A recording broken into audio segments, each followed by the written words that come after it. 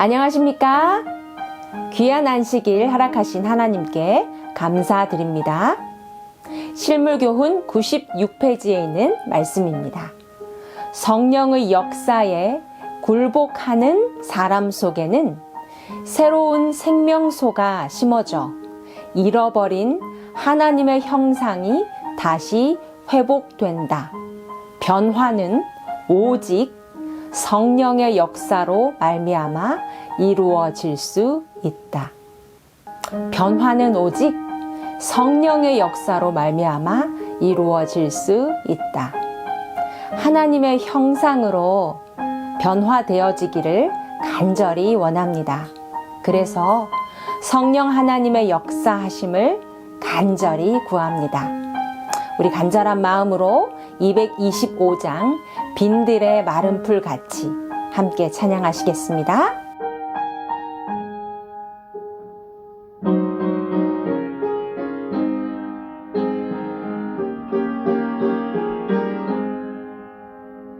빈들의 마른 풀같이 시들은 나의 심령 주님의 허락한 성령 간절히 바랍니다. 가물어 메마른 땅에 단비를 내리시듯 성령의 단비를 부어 새 생명 주옵소서. 반가운 빗소리 듣고 산천이 춤을 추네. 봄비로 내리는 성령 내게도 주옵소서.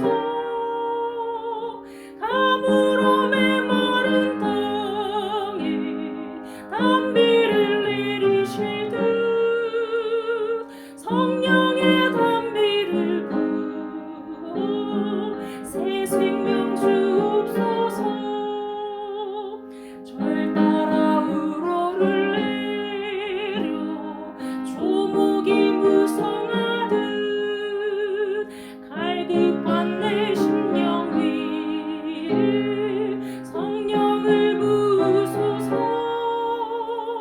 가물어 메마른 땅에 단비를 내리시듯 성령의 단비를 부어 새 생명 주옵소서. 참되신 사랑의 언약 어길 수 있으리요. 주께서 흡족한 은혜 주실 줄 믿습니다.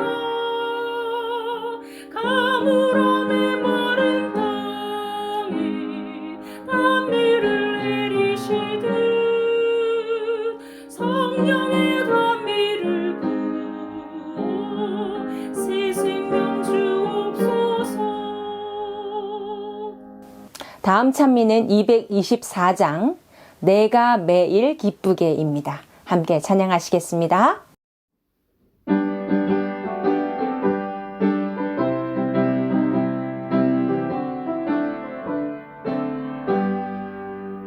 내가 매일 기쁘게 설레기를 행함은 주의 팔이 나를 안보함이요. 내가 주의 금복을 받는 귀한 비결은 주의 성령 함께함이라.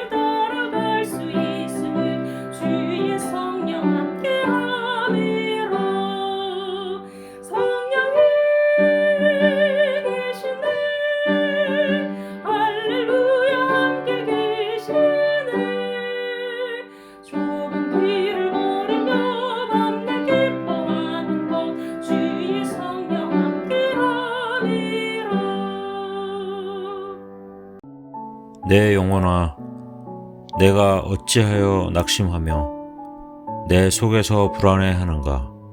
너는 하나님께 소망을 두라. 그가 나타나 도우심으로 말미암아 내가 여전히 찬송하리로다. 안녕하세요, 성도 여러분. 지난 수요일은 입춘이었는데요. 이제 코로나의 겨울은 지나가고 평범한 일상으로 돌아가는 봄날이 올 것입니다. 우리 모두 하나님께 소망을 두고 살아가면 좋겠습니다.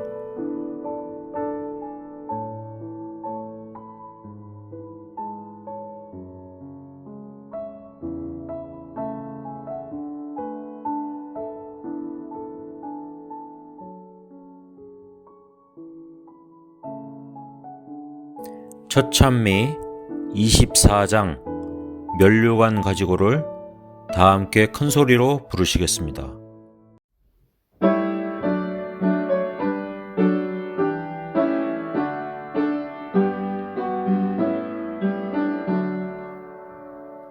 멸류관 가지고 주 앞에 들이세 저 천사 기쁜 노래가 온 땅에 퍼지네 내 원하이 하나 주 찬송하여라 죄를 속하신 만왕의 왕일세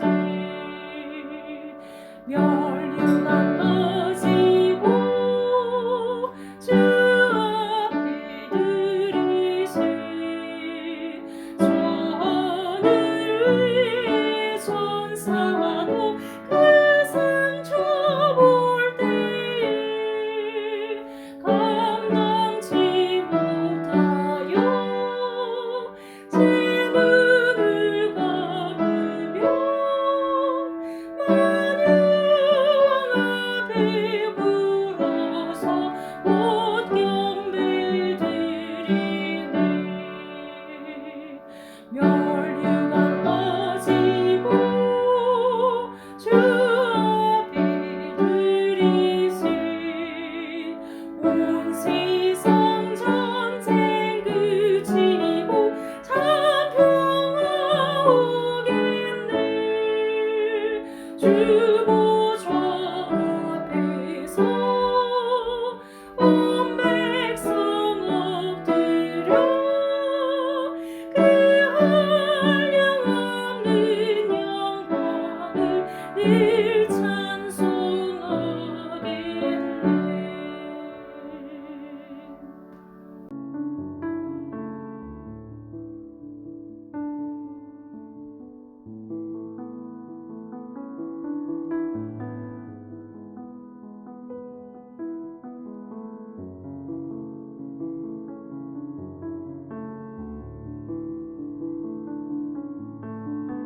교회와 헌금을 위해 김석근 집사님께서 회중을 대표하여 기도해 주시겠습니다. 하늘에 계신 사랑과 은혜의 아버지 하나님, 부족한 저희들의 죄를 용서하여 주시고 사랑과 은혜를 베풀어 주셔서 저희들을 하늘 자녀로 삼아 주셔서 감사합니다. 무엇 하나 내세울 게 없는 저희들이지만 먼저 사랑하여 주셔서 죽어가는 삶이 아닌 영혼의 본향을 향해서 희망을 안고 살아가는 삶을 허락해 주셔서 감사합니다. 저희들 주님의 무한한 사랑과 은혜에 반응하게 하시고 성령님의 감동하심에 변화되는 삶을 살아가길 원하오니 이기적인 마음과 자만하는 마음이 사라지고 하나님을 사랑하고 이웃을 사랑하는 주님의 마음이 되도록 허락하여 주시옵소서.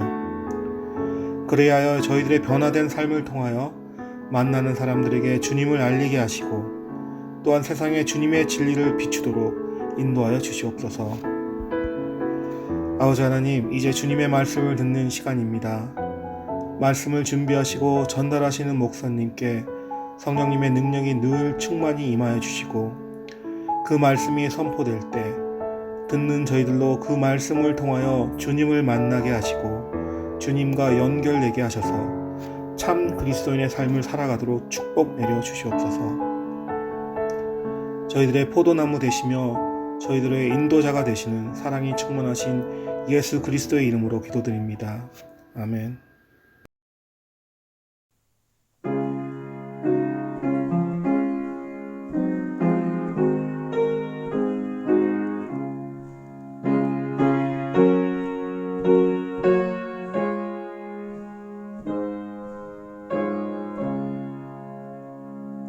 내 평생에 가는 길 순탄하여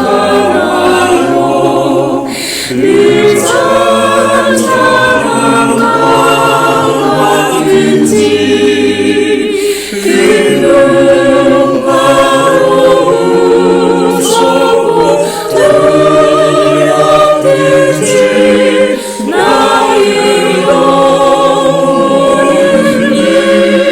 영원하다. 내 영혼 평안해. 내 영혼 평안해. 정하이는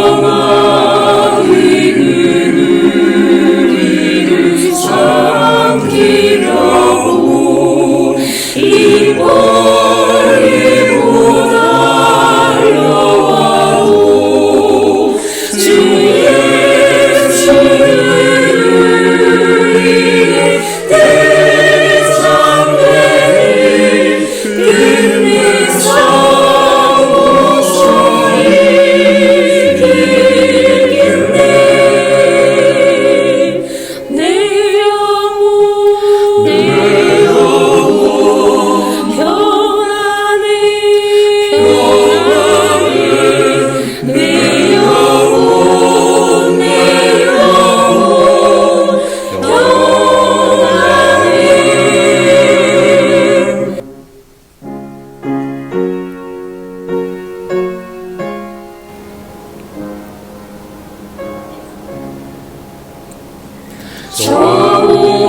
저공중의 구름이 일어나며 그 나팔이 울려날 때 주 오셔서 세상을 심판해도 나의 영혼은 넘어겠네. 내 영혼 평안해. 내 영혼 평안해.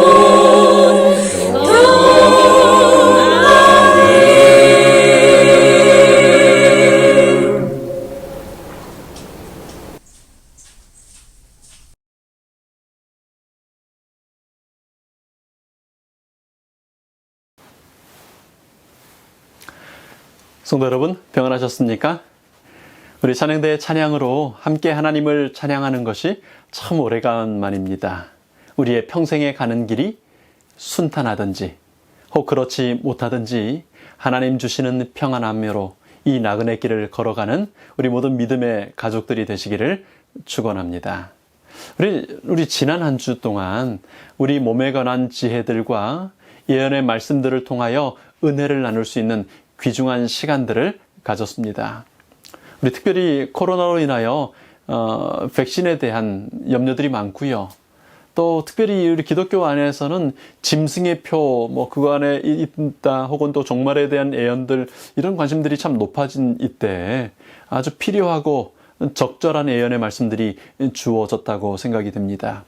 여러분, 우리 교회 유튜브 채널에 전에 전체 70분짜리 예언 전도 전체 말고요, 건강 강의 혹은 또 예언 세미나 말씀만을 따로따로 지금 올려놨습니다.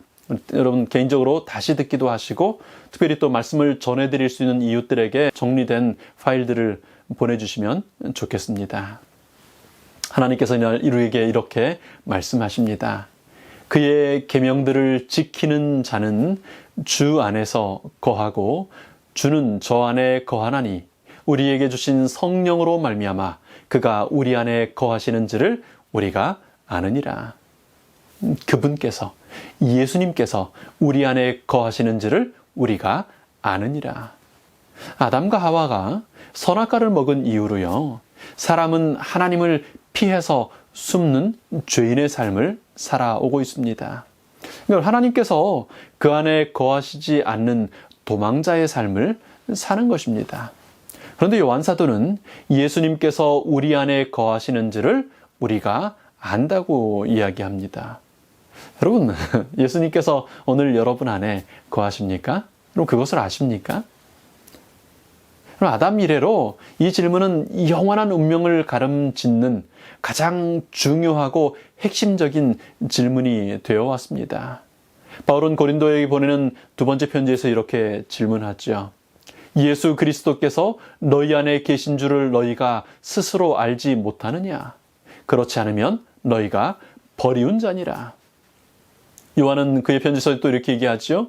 아들이 있는 사람에게는 생명이 있고 하나님의 아들이 없는 자에게는 생명이 없느니라.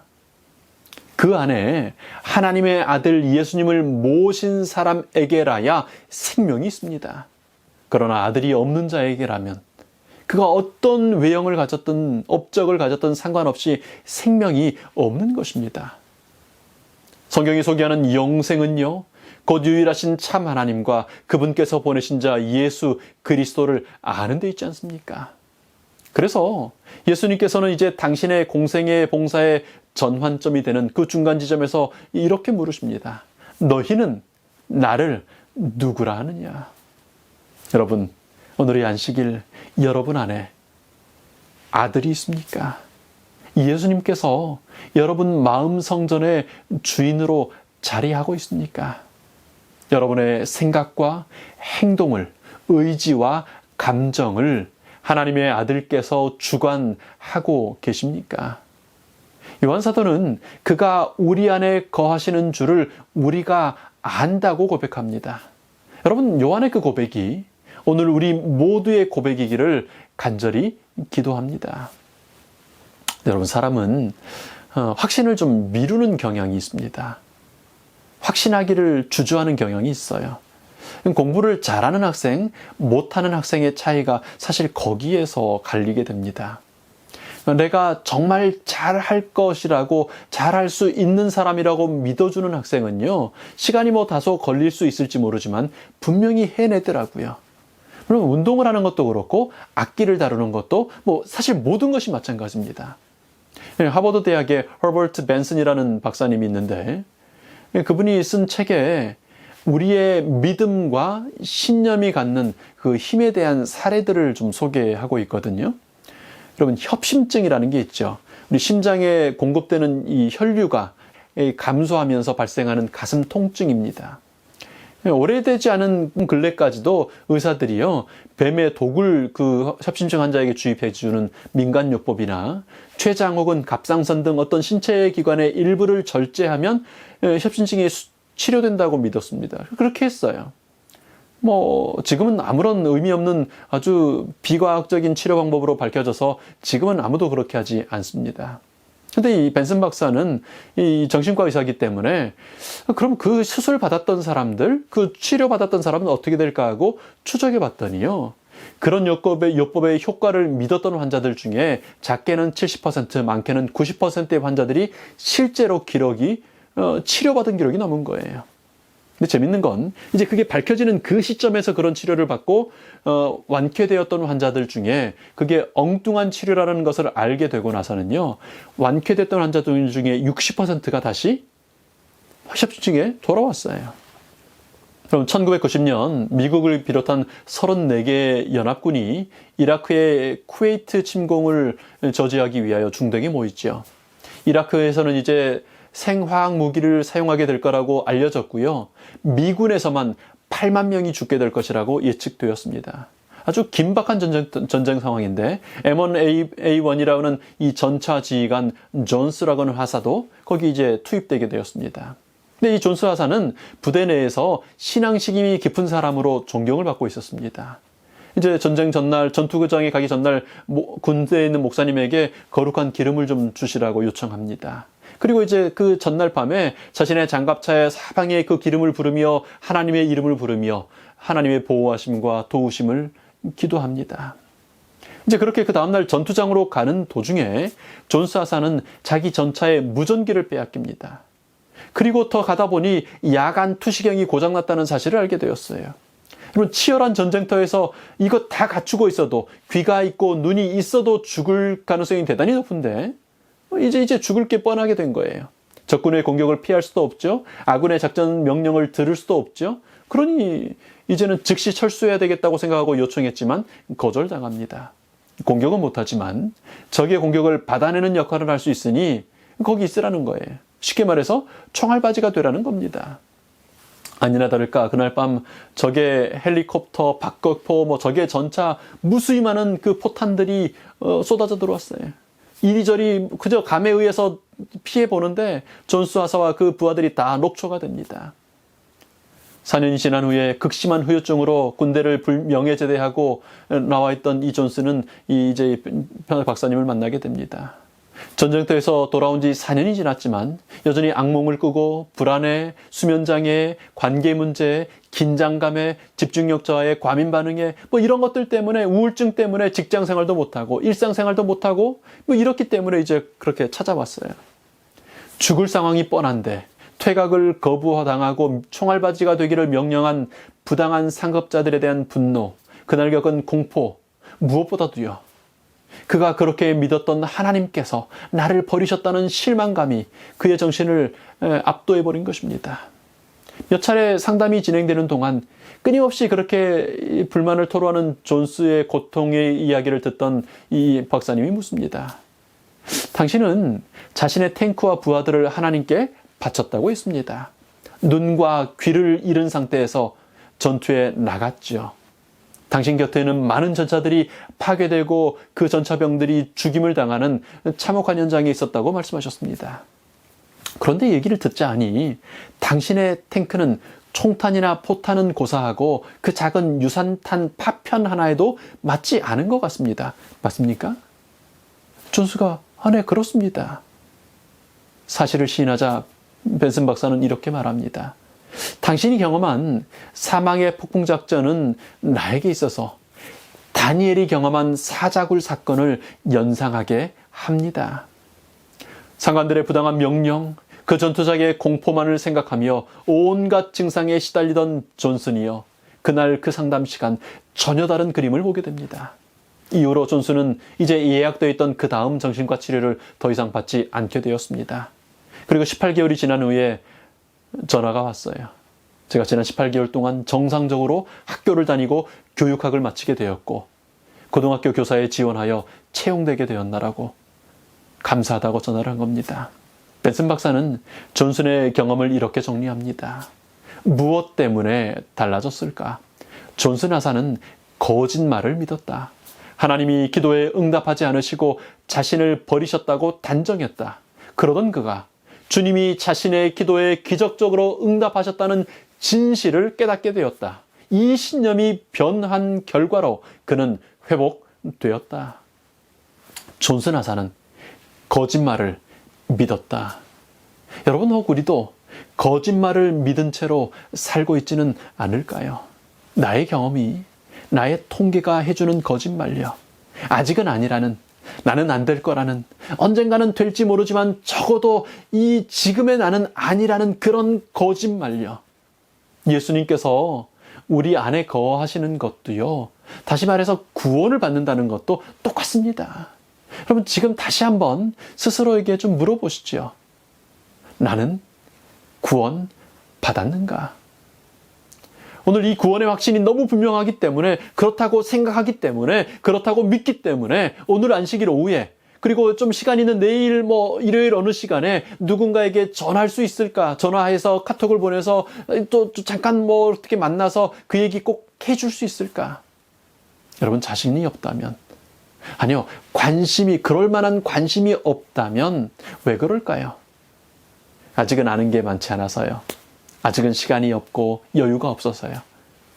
아직은 내 삶을 봐도 내가 말씀대로 그렇게 제대로 살고 있지 못한 것 같아서요. 뭐 이런 저런 이유 때문에 그러신다고 생각이 될 겁니다. 뭐 이번 주에 아이를 우리 캐나다에 유학 보내고 싶으신, 그리고 본인도 캐나다에 이민을 오고 싶으신 한 어머니와 상담을 하게 되었습니다. 근데 현직 교사라고 하시더라고요. 영어로 강의를 하고 계신데요. 그럼 여기 삼육학교에 취업이 가능한지 문의 좀 드리겠다고 했더니 조용히 얘기하다 갑자기 소리를 지르시는 거예요. 그렇게만 되면 너무 좋죠. 여러분, 캐나다에서 일할 수 있는 비자, 워킹 비자 나오고 당장에 오자마자 수입이 생길 수 있는 직장이 생기면 너무 좋겠다고 자기도 모르게 소리를 지르시더라고요. 근데 여러분 매일 아침 소리 지르며 아침을 너무너무 좋아서 시작하시죠? 여러분, 여기 시민권 있으시잖아요. 일할 직장도 있으시잖아요. 국가에서 매월 꼬박꼬박 펜션 주시잖아요. 병원 가면 항상 무료로 치료해 주잖아요. 그러니 나도 모르게 소리를 지를 만큼 매일매일 그렇게 좋으신 거죠. 여러분, 사람은요, 지금 못하고 있는 것 하게 되면 그때는 좀 뭔가 될 거라고 착각합니다. 지금 가지지 못한 것 가지게 되면 그것 때문에 무엇인가가 될 것이라고 착각합니다. 아니요, 아닙니다. 여러분, 은퇴하신 우리 성도님들께 좀 여쭙겠습니다. 은퇴하시니 여유가 생기든가요? 믿음을 생각해보고 구원의 확신을 챙길 만한 그런 시간이 생기든가요?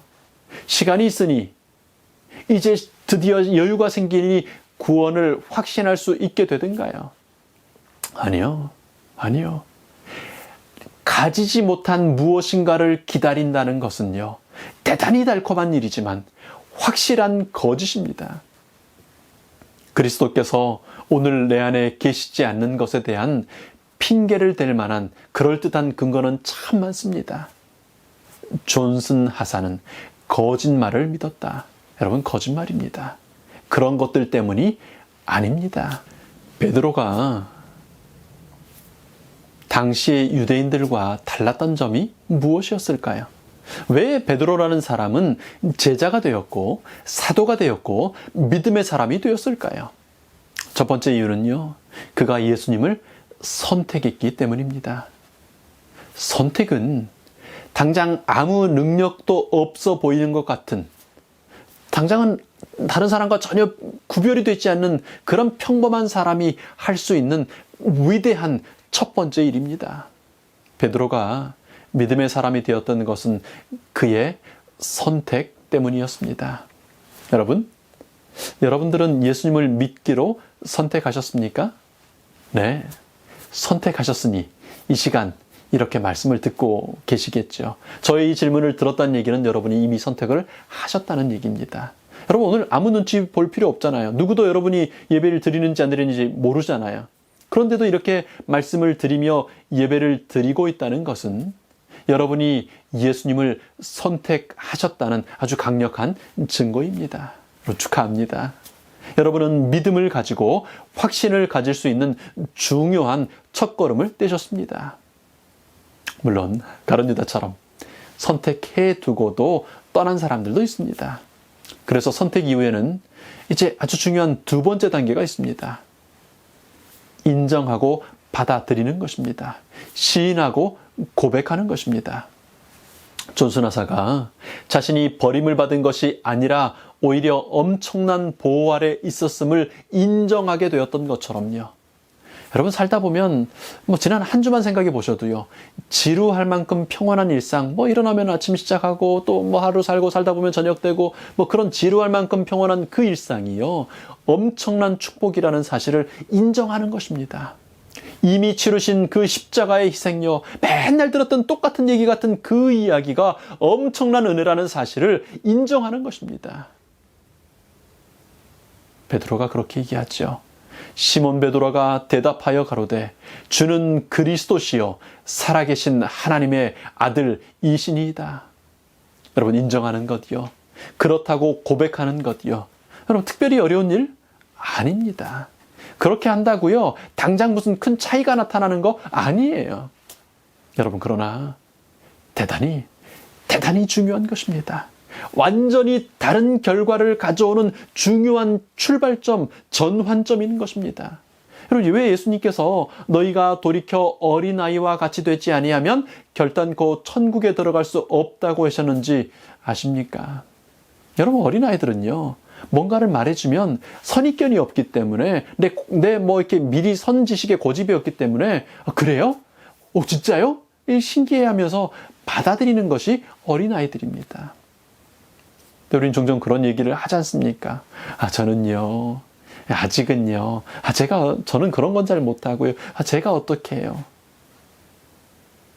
평생 신앙을 해왔던 선한 그리스도인들이 그 착한 마음 때문에, 정직한 마음 때문에 나를 잘 아니까 그렇게 얘기합니다. 사실일 겁니다. 그러나 진실은 아닙니다. 틀렸습니다. 예수님께서 다 이루었다고 말씀하셨지 않습니까? 독생자의 피로 우리를 씻으시고 자기와 화목하게 하셨다고 우리 아버지 하나님에 대하여 말씀하지 않으십니까? 누구든지 저를 믿는 자는 멸망하지 않고 영생을 얻게 한다고 하지 않으셨습니까? 그래서 성경은, 하나님의 말씀은요, 이렇게 말합니다. 여러분, 로마서 10장 10절에요. 사람이 마음으로 믿어 의에 이르고 입으로 시인하여 구원에 이르느니라. 마음으로 받아들이고요, 하나님의 능력과 사랑을 인정하고 십자가 은혜가 충분하다고 고백하는 것, 너무너무 중요한 일입니다. 주는 그리스도시요 살아계신 하나님의 아들이라고 고백하는 것이요 영원한 차이를 만듭니다. 나는 그런 거 잘 해본 적 없지만, 나 그거 잘 못하는 것처럼 느껴지지만 주님께서 하라고 하시면 해보는 거예요. 여러분, 돌아서면 또 사단이라고 불려야 될 만큼 이기적이고 여전히 부족할지 모르지만요, 믿는 것을 고백하는 것, 그것을 인정하는 것은 영원한 차이를 만드는 출발점이 되는 것입니다. 성도 여러분, 사랑하는 믿음의 가족들 여러분, 제발 고백하시기 바랍니다. 나는 아니라고, 아직은 아니라고 고집하지 마시기 바랍니다. 여러분, 그렇게 받아들이실 마음이 있으십니까? 인정하실 마음이 있으십니까? 그렇게 하기를 원하신다면 우리 함께 잠시 기도하지 않으시겠습니까? 아버지 하나님, 저를 구원하기 위하여 독생자를 보내시고 구원을 이루어 주셔서 감사합니다. 또한 고아처럼 버려두지 않으시고 성령님을 보내주셔서 감사합니다. 저의 경험, 저의 죄된 성향, 저의 느낌은 아니라고 분명히 말합니다. 그러나 하나님 약속의 말씀에 의지하여 고백합니다. 하나님, 저는 이제 구원받았습니다. 예수님은 저의 개인적인 구주가 되셨습니다. 저는 하나님의 사랑 안에 살겠습니다. 이제 이 복된 소식을 전하며 살겠습니다. 예수님께서 제 안에 살아계심을 알기에 예수님의 재림을 기다리며 준비하는 제가 되겠습니다. 저를 그렇게 변화시켜 주신 고마우신 예수님 이름으로 기도합니다. 아멘. 여러분, 앞으로 우리 서로 나누는 대화들 속에서요, 또 홀로 하나님께 고백하는 그런 시간에요, 하나님의 가능성만을 이야기하게 되시기를 바랍니다. 여전히 나는 부족하고요, 여전히 나는 자신이 없을 겁니다. 그래서 죽어마땅한 것을 너무 잘 알지만 하나님께서 내 안에서 하고 계신다고 고백할 수 있으면 좋겠습니다. 내게 능력 주시는 자 안에 있기에 내가 모든 것을 할 수 있다고 이야기할 수 있게 되기를 바랍니다. 물론 사단은 여전히 매일 찾아와서 우리의 불가능을 속삭일 겁니다. 안 되는 거 뻔히 알면서 뭘 또 그렇게 하냐고, 뭘 그렇게 유별나게 하느냐고 물을 겁니다. 여러분, 오늘 만나를 맛있게 먹어두면 내일까지 배 부르죠? 그렇습니까? 아니요, 배고파지죠. 어떻게 하면 되죠? 에이, 먹어도 역시 소용없구나. 그렇지 뭐. 그렇게 실망하고 포기합니까? 아니죠. 어제 먹어서 배부른 거 오늘과 상관없이 오늘 또 뭐 하면 돼요? 먹으면 되죠. 다시 먹어야죠. 여러분, 이제 말씀을 마무리하면서 우리가 먹을 만나 한 조각 사단이 우리를 시험할 때 여러분이 그렇게 드시고 힘내실 수 있는 만나 한 덩어리를 좀 소개하기를 원합니다. 바울은 아주 타락한 도시 고린도의 성도들에게 편지하면서 이렇게 말합니다. 고린도후서 4장 6절의 말씀이지요. 어두운 데서 빛이 비치리라 하시던 그 하나님께서 예수 그리스도의 얼굴에 있는 하나님의 영광을 아는 빛을 우리 마음에 비추셨느니라. 여러분이 지금 누리고 있는 이 안식일에 우리가 보는 이 빛, 이 좋은 빛의 창조가요, 여러분들께서 조금이라도 이해했기 때문에 이루어진 겁니까? 혹은 여러분이 빛의 창조라는 과정에 어떤 가능성이 조금이라도 있고 상관이 있었습니까? 아니죠. 아니에요. 사람에게 필요하니까 사람을 사랑하시는 하나님께서 그분의 능력에 의하여 사람을 위하여 창조하신 거죠. 여러분, 그렇습니다. 그렇게 어두운 데서 빛이 비치라고 명령하시던 하나님의 그 능력이 하나님의 영광을 아는 빛을 우리 마음에 비추시는 겁니다. 우리는 그렇게 빛의 사람들이 되는 것입니다. 그냥 온전히요. 100% 하나님의 사랑과 능력 때문에 우리는 하나님의 영광을 아는 빛을 받게 됩니다. 여러분, 성령 충만이요, 성령 침례요, 그렇게 받는 것입니다. 아들로 오신 예수님을 모시게 되고 그렇게 예수님과 이제 동행하는 삶을 살게 되는 것입니다. 그렇게 내 안에 예수님이 오시고 새롭게 창조하는 그 역사가 이루어지는 것입니다. 여러분, 이 모든 사실을 그냥 받아들이시면 돼요. 그게 믿는다는 것입니다. 그러네요. 제게도 그런 창조가 일어나고 저에게도 그렇게 성령님께서 임하시게 되는 거네요. 그러네요. 감사합니다. 여러분, 그게 믿는다는 것입니다. 그것을 입으로 표현하는 것입니다. 그것을 순종으로 표현하는 것입니다. 그러면 더 이상 나의 믿음 없음, 나의 부족함, 나의 보잘것없음, 나는 아무런 문제가 되지 않는 것입니다. 계속해서 나의 상태를 주목하고 하나님을 보지 않는 그 고집, 그 교만을 버릴 때요, 내가 아니라 나를 위해 자기의 몸을 십자가에 희생하신 예수님, 다 이루었다 선언하신 그 예수님만 바라볼 때 보잘것없는 우리 인생에 이런 일이 생기지요. 우리가 이 보배를 질그릇에 가졌으니 이는 능력의 힘이 큰 것이 하나님께 있고 우리에게 있지 아니함을 알게 하려 함이라. 와, 진짜요. 내가 보잘것없는 질그릇이라는 것이 변하지 않는다니까요. 변하지 않는 게 아무 상관없어요. 왜요? 그 질그릇 안에 보배를 가지게 되는 것입니다. 그게 하나님의 능력이에요. 그래서 우리 이렇게 고백하죠. 그러므로 우리가 낙심하지 아니하노니 겉사람은 후패하나 우리의 속은 날로 새롭도다. 겉사람이 후패하는데 낙심하지 않아요. 왜요? 그 질그릇 안에 보배를 가지니까요. 한때 자기 열심으로 예수님 믿는 사람들 핍박하던 바리새인 사울은 예수님만 바라보는 그런 경험을 하게 되었습니다. 눈의 시력은 이제 거의 잃게 되었고 몸은 불편한 상태에서 여전히 계속 전도 여행을 하면서요, 예수님만 바라보는 믿음의 능력을 알게 된 바울은 그 고통 중에도 이렇게 고백합니다. 고린도서 1장 19절 말씀요. 우리 곧 나와 실루아노와 디모데로 말미암아 너희 가운데 전파된 하나님의 아들 예수 그리스도는 예하고 아니라함이 되지 아니하였으니 저에게는 예만 되었느니라. 하나님의 약속은 얼마든지 그리스도 안에서 예가 되나니 그런즉 그로 말미암아 우리가 아멘 하여 하나님께 영광을 돌리게 되느니라. 예수님은요, 예만 되십니다. 예수님 안에서는 아니라함이 없습니다. 그런데요, 글쎄요, 못하겠는데요, 없어요. 여러분, 예수님을 이미 선택한 여러분, 성경을 통해 말씀하시는 예수님의 부르심에 순종하기로 결심하면요, 그 모든 약속들이 얼마든지 이해가 됩니다. 그러나 아멘이 하나님께 영광이 되는 것입니다. 여러분, 그러면 이 아름다운 일이, 이 놀라운 일이 구체적으로 어떻게 이루어지는 것일까요? 바울은 고린도의 성도들에게 그 비밀을 이렇게 설명합니다. 고린도후서 1장 21절요. 우리를 너희와 함께 그리스도 안에서 견고하게 하시고 우리에게 기름을 부으신 이는 하나님이시니 저가 또한 우리에게 인치시고 보증으로 성령을 우리 마음에 주셨느니라.